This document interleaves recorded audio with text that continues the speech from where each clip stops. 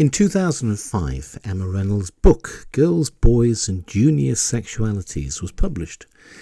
In it, Renold wrote, "In my own research, Judith Butler's conceptualization of how gender is routinely spoken through a heterosexual matrix has been pivotal in thinking through the ways in which children's normative gender identities as girl and boys are inextricably tied to dominant notions of heterosexuality, as Butler sets out below. I use the term heterosexual matrix to designate that grid of cultural intelligibility through which bodies, genders and desires are naturalized. A hegemonic, discursive, epistemological model of gender intelligibility that assumes that for bodies to cohere and make sense, there must be a stable sex expressed through a stable gender. Masculine expresses male, feminine expresses female. That is oppositionally and hierarchically defined through the compulsory practice of heterosexuality. Here Butler is arguing that the real expressions of masculinity and femininity, what she defines as intelligible genders, are embedded and hierarchically structured within a presupposed heterosexuality. In other words, to be a real boy or girl would involve desiring or growing up to desire the opposite sex. Such is the power of the heterosexual imaginary. Alternatively, to deviate from normative masculinities and femininities, or unintelligible genders, can throw heterosexuality into doubt, e.g., consider the homosexualization of boys who step outside normative gender boundaries. In the book, Renold writes about her goal of queering childhood.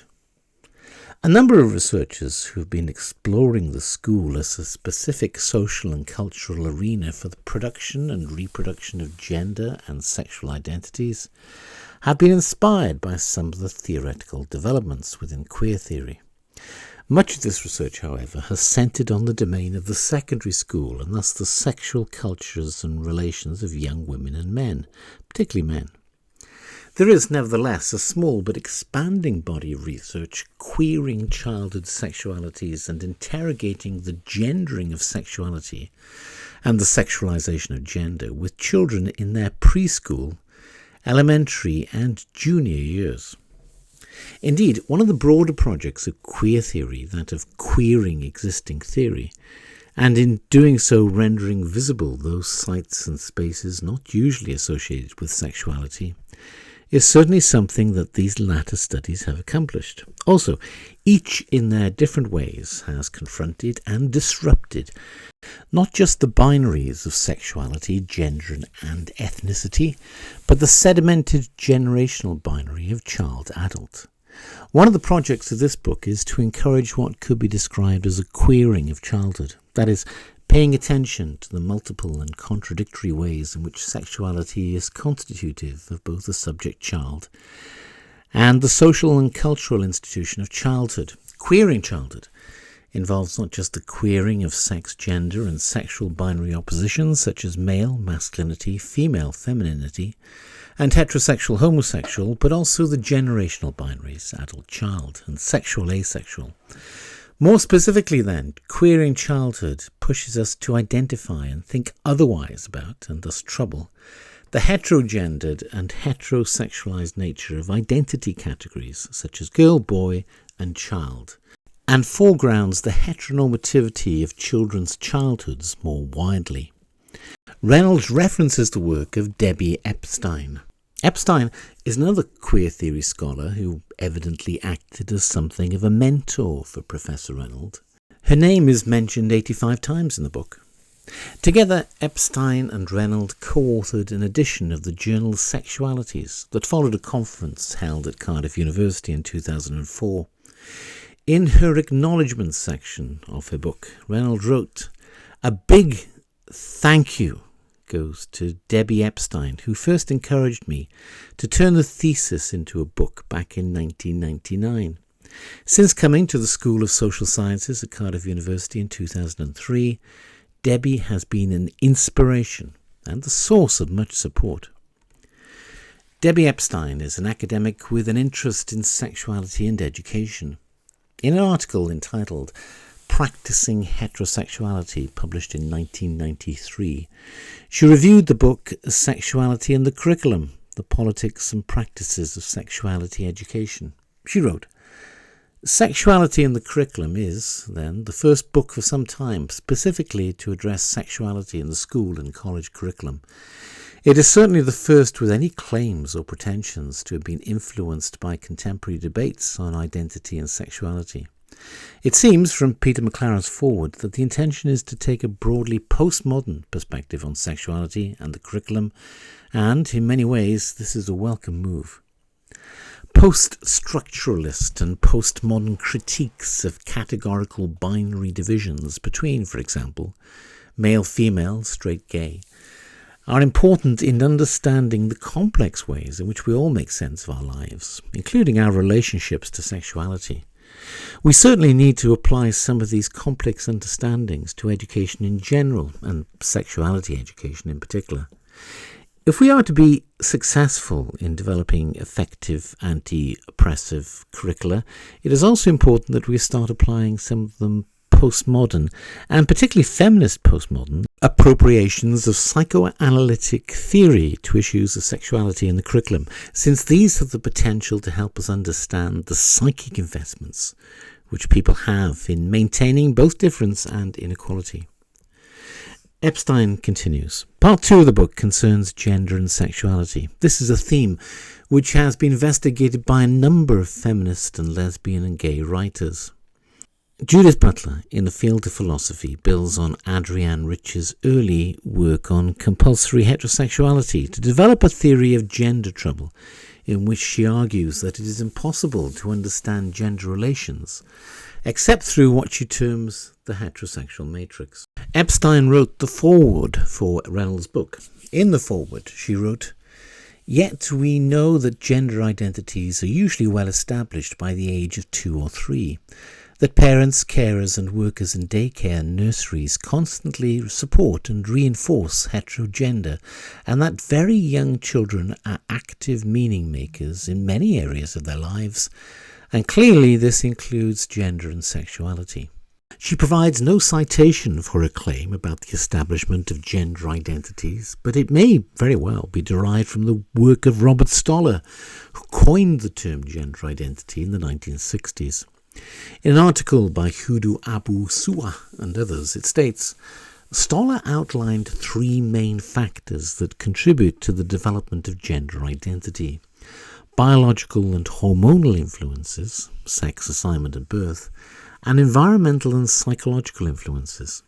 These factors form the permanent sense of maleness or femaleness that a person has, and is usually established by age 2. This is presumably the rationale for Stonewall's assertion that children recognize their trans identity from age 2. This assertion is not backed up by evidence. In January 2016, Canadian sexologist James Cantor posted the results of several studies. Cantor remarked, "Despite the differences in country, culture, decade, and follow-up length and method, all the studies have come to a remarkably similar conclusion. Only very few trans kids still want to transition by the time they are adults. Instead, they generally turn out to be regular gay or lesbian folks. The exact number varies by study, but roughly 60 to 90% of trans kids turn out no longer to be trans by adulthood."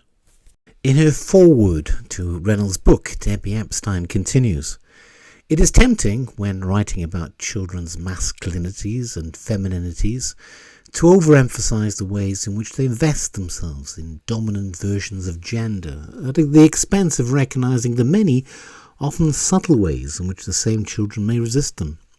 Even those of us who are anxious to avoid essentializing masculinity and femininity can end up doing so simply through this tendency to stress the hegemonic. This is something that Emma manages to avoid." Professor Renold didn't avoid that for long.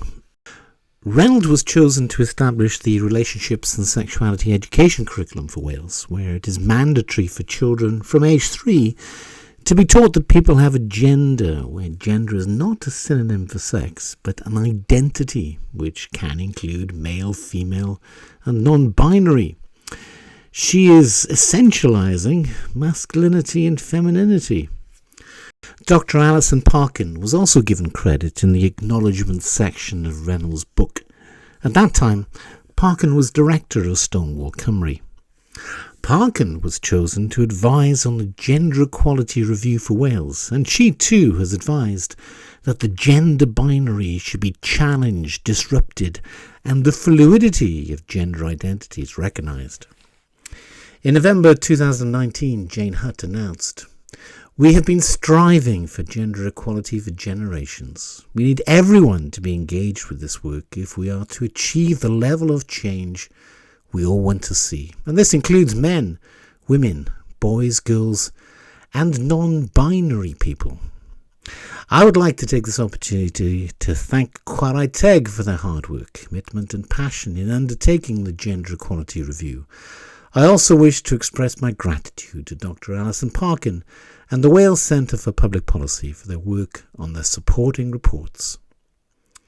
In 2013, Debbie Epstein joined the University of Roehampton.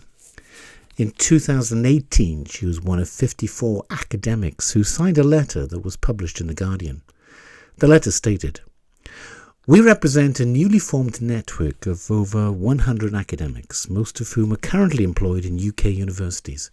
We are concerned from a range of academic perspectives about proposed governmental reforms to the Gender Recognition Act and their interaction with the Equality Act. We're also concerned about the suppression of proper academic analysis and discussion of the social phenomenon of transgenderism and its multiple causes and effects. Members of our group have experienced campus protests, calls for dismissal in the press, harassment, foiled plots to bring about dismissal, no platforming, and attempts to censor academic research and publications. Such attacks are out of line with the ordinary reception of critical ideas in the academy, where it is normally accepted that disagreement is reasonable and even productive. Many of our universities have close links with trans advocacy organisations who provide training of academics in management and who, it is reasonable to suppose, influence university policies through these links. Definitions used by these organisations of what counts as transphobic can be dangerously all-encompassing and go well beyond what a reasonable law would describe.